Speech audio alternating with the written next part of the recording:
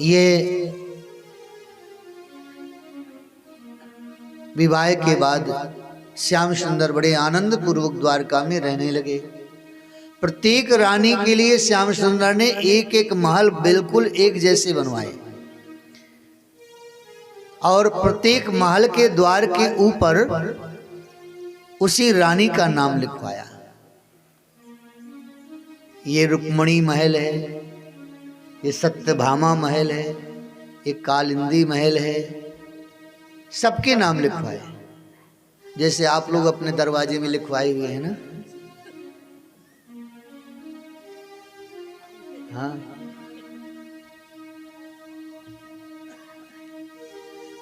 दुर्गा सदन, ऐसे ही श्याम सुंदर ने लिखवाया रुक्मणी सदन। होना चाहिए।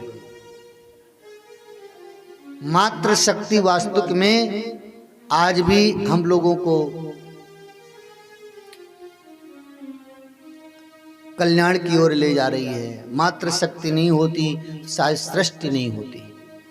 माताओं ने ही पूरी सृष्टि का सृजन किया है। इसलिए उनका आदर, उनका सम्मान जहाँ होता है वहाँ पर लक्ष्मी, यश और दिव्य संस्कार निरंतर बने रहते हैं। माताओं का सम्मान निरंतर करना चाहिए।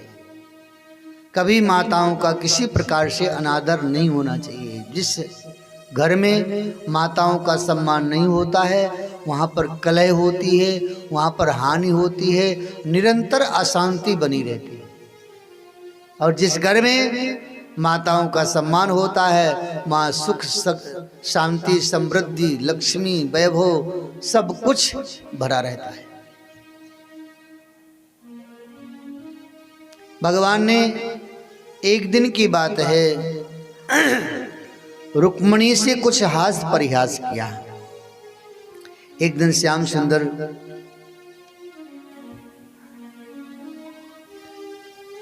रुक्मणी के पास बैठे हुए थे और रुक्मणी से कहने लगे, रुक्मणी तुमने हमारे साथ विवाह करके कौन सा सुख प्राप्त किया है? शिशुपाल सुंदर क्षत्रिय राजकुमार था, हमारी बुआ का लड़का था। वह आपका विवाह उनके साथ हो रहा था। अच्छा संस्कारवान था वह, और हम तो जन्म से ही पहले माखन चोरी करते रहे, फिर बलात्पूर्वक गोपियों का चीर हरण किया। तमाम प्रकार के दुर्गुण ही दुर्गुण तो हैं हमारे अंदर। तुमने हमारे साथ विवाह करके अच्छा नहीं किया।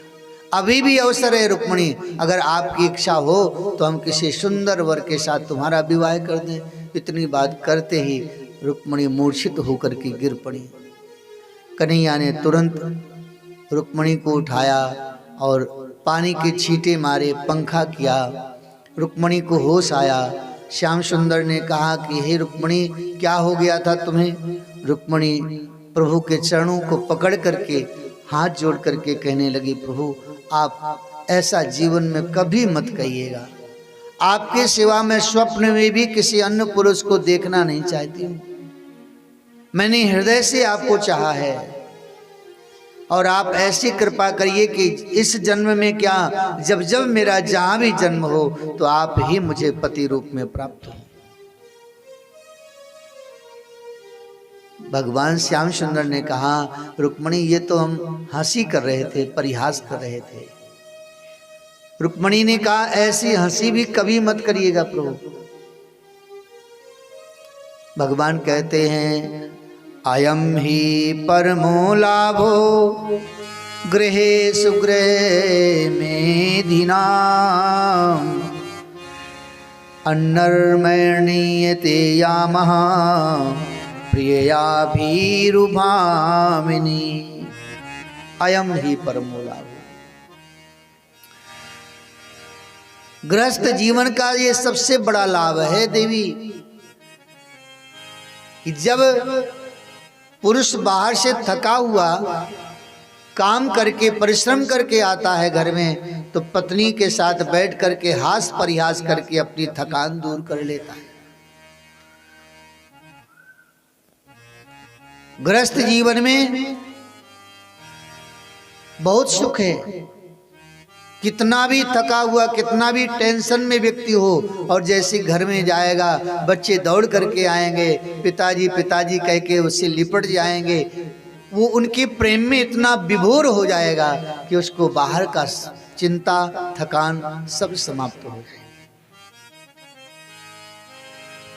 रुक्मणी ने कहा, प्रभु आप कृपा करके ऐसा परिहास कभी मत करिएगा।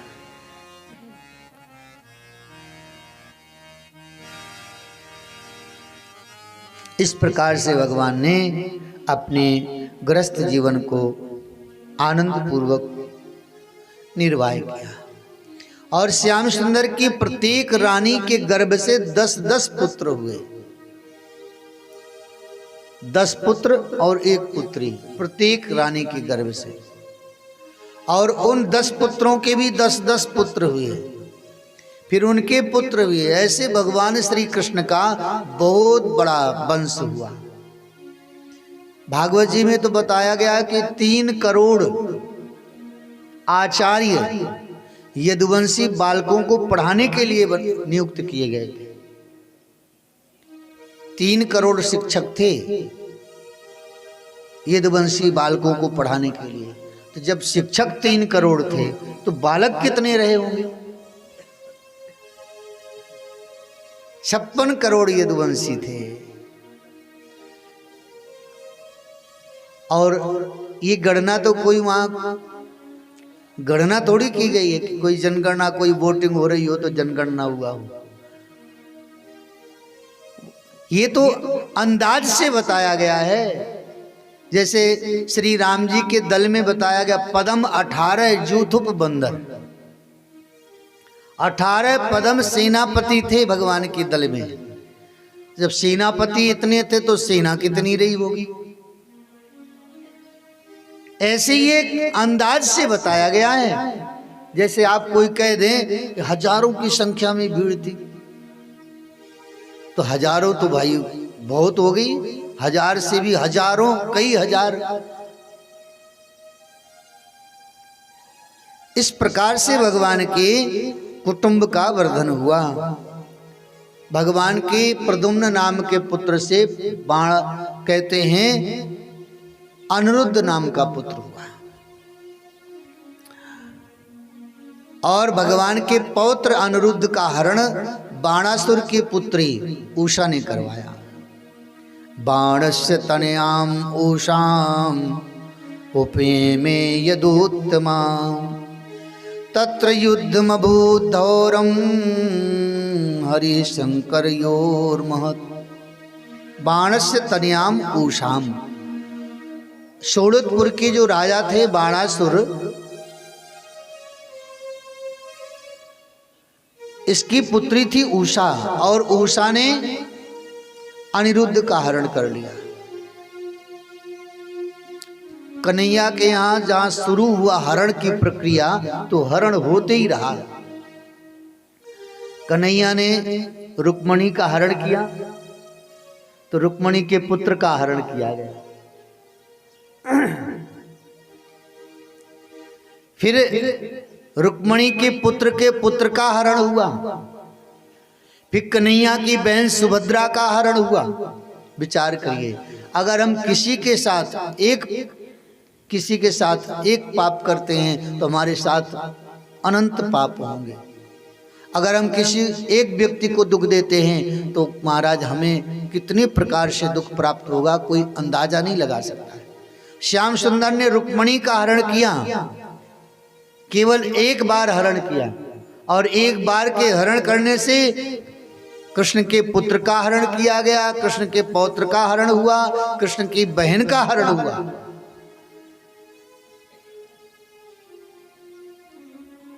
कितना कितना दुख झेलना पड़ा। इसलिए कहते हैं दुख दीन्हे दुख होत है, सुख दीन्हे सुख हो। किसी को दुख देंगे तो हमको दुख कई गुना प्राप्त होगा, बढ़कर के प्राप्त होगा। भगवान श्री कृष्ण के पौत्र अनिरुद्ध का हरण उषा ने किया, उषा ने करवाया। अपनी सहेली चित्रलेखा से कहा, बहन मैंने स्वप्न में उस पुरुष को देखा है, आप कृपा करके उसे लाइए। उषा ने जब जिस पुरुष को देखा, चित्रलेखा ने बहुत से चित्र बनाए, जिनमें अनिरुद्ध का भी चित्र बनाया। और चित्रलेखा से उषा कहती, यही मेरा कांता है, आप इसे हमें प्रदान करिए। चित्रलेखा आकाश मार्ग से द्वारिका में गई, अनिरुद्ध का हरण करके उषा को प्रदान किया। यहाँ द्वारिका में अनिरुद्ध के हरण की सूचना जब प्राप्त हुई तो सारे द्वारिकावासी बेचारे विलाप करने लगे, हमारे कृष्ण के पौत्र का हरण किसने किया, खोज आ गया लेकिन कहीं प्राप्त नहीं हुए। अंत में नारद बाबा ने बताया। नारद जी को सारे सृष्टि का रहस्य पता रहता है। नारद जी सबके रहस्य को जानते हैं, इसलिए नारद गुरु से कभी छिपाना नहीं चाहिए।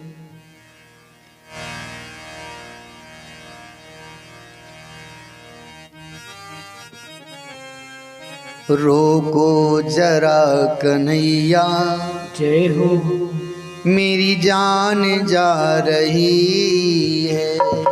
रोको जरा कन्हैया, मेरी जान जा रही है। रोको जरा कन्हैया, मेरी जान जा रही है।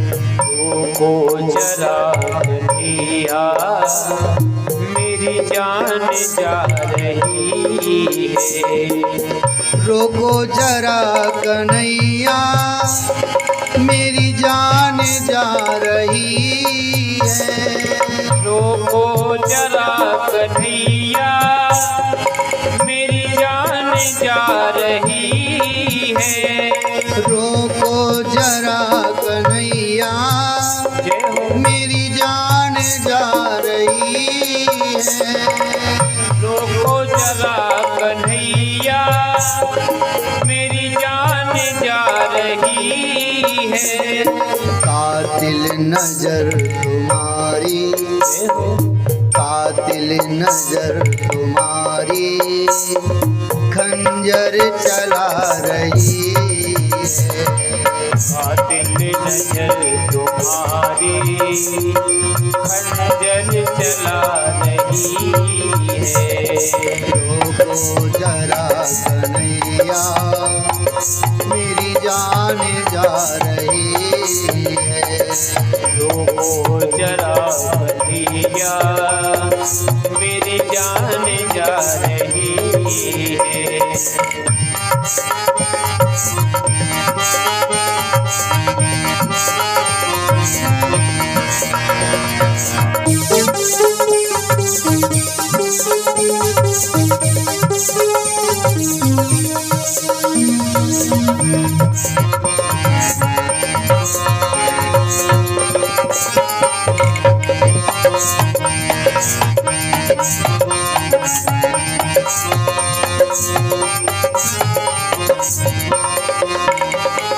बंसी बजा रहे हो, पंछी फंसा रहे हो। बंसी बजा रहे हो, पंछी फंसा रहे हो। बाकी अदा का फंदा कसते ही जा रहे हो। बाकी अदा का फंदा कसते ही जा रहे हो। बाकी अदा का फंदा कसते ही जा रहे हो। बाकी अदा का फंदा कसते ही जा रहे हो। मुस्कान तेरी जालिम, मुस्कान तेरी जालिम बिजली गिरा रही है। मुस्कान तेरी जालिम बिजली गिरा रही है। रोको जरा कन्हैया मेरी जान जा रही है। रोको जरा कन्हैया मेरी जान जा रही है। रोको जरा कन्हैया मेरी जान जा रही है।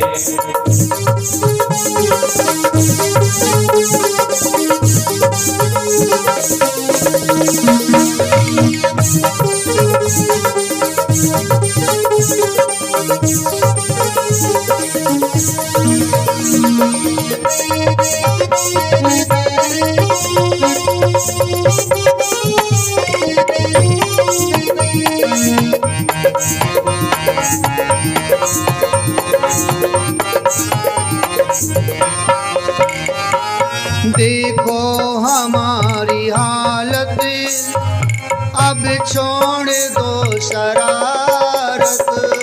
देखो हमारी हालत अब छोड़ दो शरारत।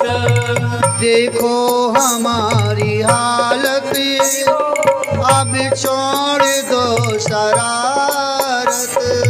देखो हमारी हालत अब छोड़ दो शरारत। हंस हंस की कत्ल करना अच्छी नहीं है आदत।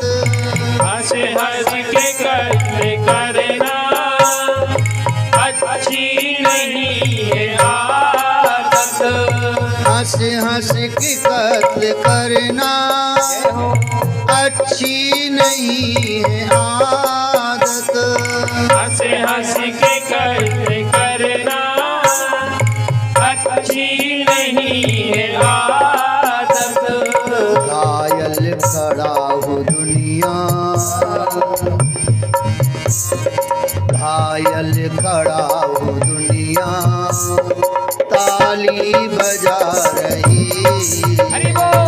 घायल पड़ा हो दुनिया ताली बजा रही है। तो जरा कन्हैया मेरी जान जा रही है। रोको जरा कन्हैया मेरी जान जा रही है। रोको जरा कन्हैया मेरी जान जा रही है।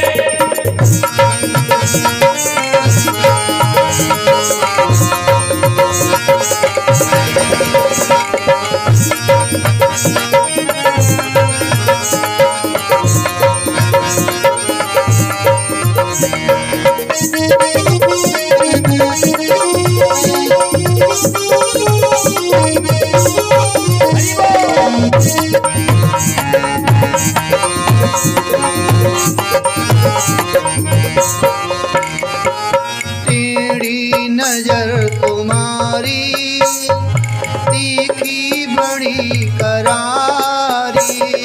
मेरी नजर तुम्हारी तीखी बड़ी करारी। टेढ़ी नजर तुम्हारी तीखी बड़ी करारी।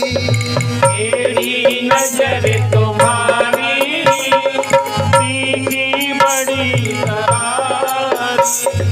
झेला है जिसने दिल पे जाने वही बिहारी। झेला है जिसने दिल पे जाने वही बिहारी। झेला है जिसने दिल पे जाने वही बिहारी। झेला है जिसने दिल पे जाने वही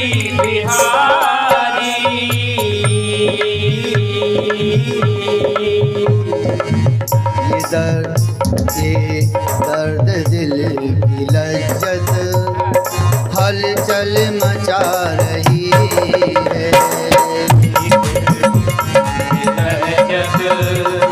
हलचल मचा रही है।